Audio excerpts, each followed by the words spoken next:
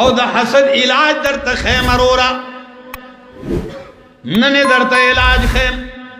چرته به هم د زړه بے سکونه کیږي نه پیدا کیږي انسان کمزورې دی زړه کې دی حسد چرې پیدا شو یو نعمت ولیدو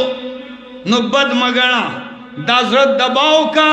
او یو دم په دغه ټیم کې الله ته سوال وکړه چې الله دله د نعمت ورکړی دی دته په خوشحالو نصیب کا